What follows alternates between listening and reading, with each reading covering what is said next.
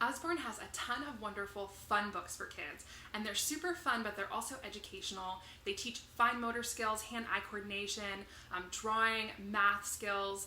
So the first one I want to show you is a great fun book. It's part of our Busy series. So this one is Busy Helicopter. We also have Busy Car. We have Busy Bug that has a cute little ladybug that goes around the pages. So let me show you how these books work. I'll try to do them. I won't be on a flat surface, but we'll see.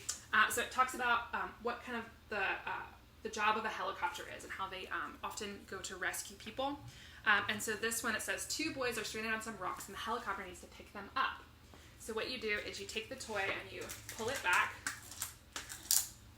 and then you start it on the book and it goes along the track. So fun, so cute. And then this one, it just keeps circling around because it's a helicopter and it's circling around the area where it's saving the boys. It has 4 tracks and each with a different little story to it. So we have these busy books, and we also have wind-up books for kids that have maybe a little more hand-eye coordination. So we have wind-up race cars, wind-up plane. So those are some really fun titles. We have wonderful Spot the Object books. This one is very first book of things to spot. Exactly what it sounds like. Just a great very first Spot the Object book for kids about, I would say, about 18 months to 3 years old. The illustrations in it are super cute. So just really simple things for them to find. So who's riding a bicycle? Spot the bird. Who's wearing a hat? And the images in this book are just really, really adorable. Another great Spot the Object book for kids just a little bit older is our Zoo Picture Puzzle book. So we have several of these picture puzzle books. We have Farm, Under the Sea. So the zoo, it's 25 really just gorgeously illustrated pictures. I love it. It has all these like intertwined animals to make it more challenging. And so it'll ask questions like, can you spot 4 little flags? Find the monkey in a mask. Which fish has purple spots? So things like that. And obviously you can see the illustrations are just totally gorgeous in this book. We have some great maze books. This one is my first maze book.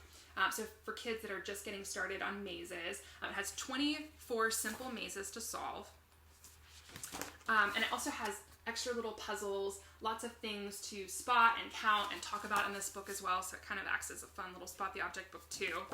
And the mazes are not too difficult. For kids a little older, we have our Big Maze books. So this one is Big Maze book. We have second Big Maze book, third Big Maze book, and then a complete collection of all 3 of them together. So this has 50 mazes in it, and they get progressively more challenging as the book goes on. And it also has, like the other book, has extra little puzzles to solve and treasures to find and people to save and things like that in these mazes. So love this maze book. For kids that love to use their imagination and kind of choose their own story, What Will Danny Do Today is such a great new book. So you get to decide everything that Danny wears, eats. So what will Danny wear today? And you get to go through his closet and pick what he wears, from his hat to his shirt to his shoes.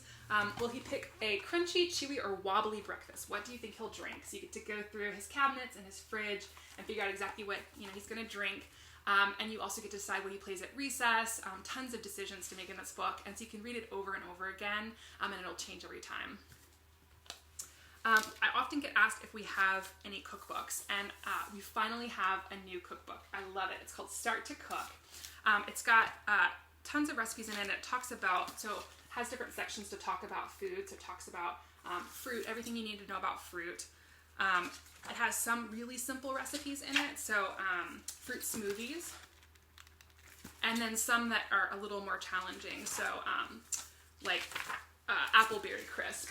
So each section, so it has a fruit section, dairy and eggs, pasta, meat, so lots of great recipes in this book with some great photography of those recipes.